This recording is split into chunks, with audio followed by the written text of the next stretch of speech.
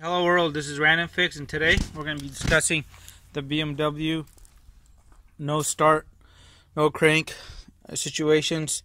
This often is a result of this IBS sensor on the negative terminal here on this BMW E60. This is a 2008 528i, and if we look at the negative battery terminal right here, there's actually a couple of wires running. One runs to the positive side and the other one runs into the wiring harness. And if you're having a situation where you know your battery is good, I've seen people replace good batteries, replace alternators, all kinds of things, trying to find the problem on why their car isn't starting. And what you want to do is come to the negative terminal. You just need a 10mm.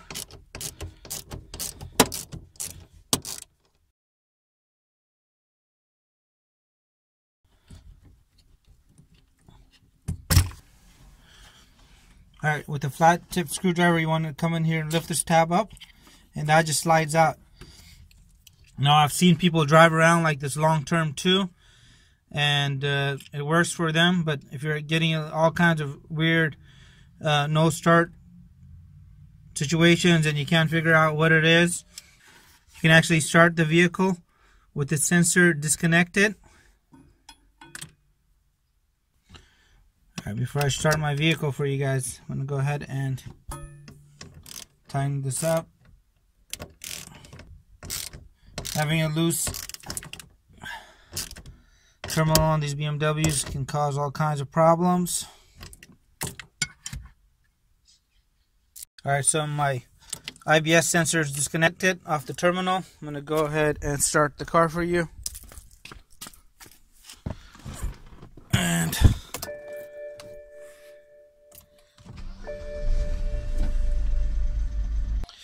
other possible reasons for no start on some of these BMWs, especially on the X5s, a lot of times water actually will run down this fuse panel over here. I've seen this happen multiple times, and the fuse will actually look like it's good inside, but on the contacts inside will be rusted. So you want to go through and actually peek at every one of these fuses, and you have a good signal going to the starter. And I'm going to show you how to check that in a second. It's really easy. Alright, this is going to be a little bit hard to show you guys on camera, but if you look underneath the intake manifold right here, you can actually see the starter. Alright, you can actually see that there's a starter right there. And sorry, this view is upside down.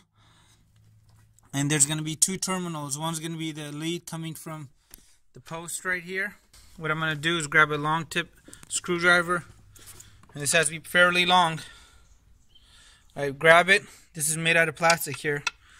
So what I do is I lower my screwdriver down to the bottom, and as you can see right now, it's a negative signal, and I'm going to show you which one I actually have it on. So you want to have your screwdriver on the very bottom.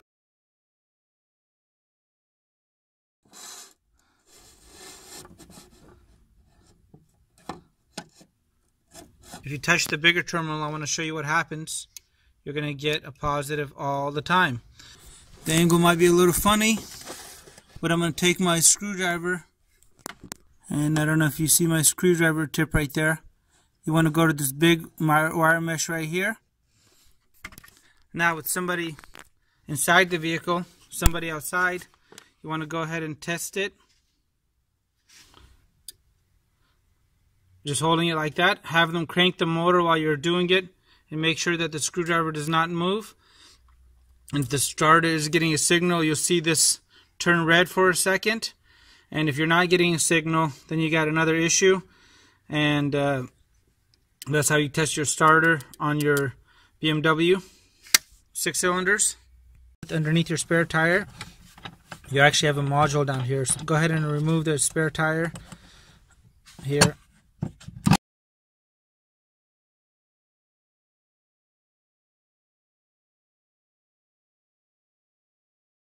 Underneath that cover, you'll actually notice that there's this on the very bottom of the car, and this is a really stupid design because I've seen water flooded up in here when it does leak, people leave the trunk open. You'll actually see this unit sometimes, and then the contacts in here will be bad. Will get burnt out. You'll need to replace this and replace the wire too. Make sure you get the same exact unit and you get that part number up here to match. If not, you might have to program it. It might be programmed to a different vehicle. So get an exact replacement in case this does go bad. And when this does pop, normally the fuse on here too will pop. This could be a cause for a rapid drain message on your cluster as well. And the last thing I did want to cover with you guys is, especially on the 3 Series, I've seen these, they have a little break in here. They can, the 3 Series, this is a lot bigger.